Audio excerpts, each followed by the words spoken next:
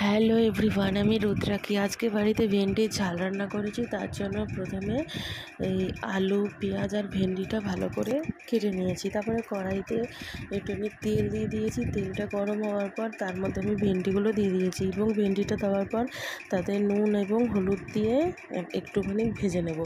ভেন্ডিটা একদম লাল লাল করে ভাজার কোনো দরকার নেই, একটু নাড়াচাড়া করে তেলের উপর করে নিলেই হবে। তো আমি একটু তাই জন্য নাড়াচাড়া করে নিচ্ছি। আর তারপরে একটু ভাজা হয়ে যাওয়ার পরে কড়াই থেকে তুলে নিয়ে আবার কড়াইতে তেল দিয়েছি। তেল দিয়ে সেই তেলের মধ্যে পাঁচফোড়ন সোমবার দিয়েছি। আর এই রান্নাটা পাঁচফোড়ন দিলে খুব ভালো হয় খেতে।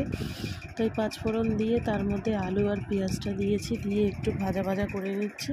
পেঁয়াজটা এবং আলুটা একসাথেই দিয়েছি। এটা আলাদা আলাদা করে ভাজলেও হতো, আমি একসাথে করে দিয়ে দিয়েছি। এবং এটার মধ্যে এবার সব রকম মশলাগুলো দিয়ে দেবো একটু নাড়াচাড়া করে নিয়ে।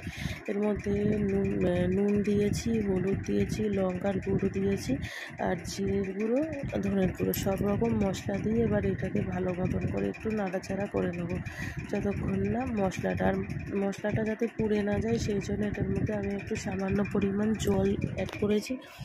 জল দিয়ে পেঁয়াজটা আর আলুটা একটু ভাজা ভাজা করে নিচ্ছি, কারণ যেহেতু এটা শুধু মশলাটা দিয়েছি পুড়ে যেতে পারে, সেই জন্য।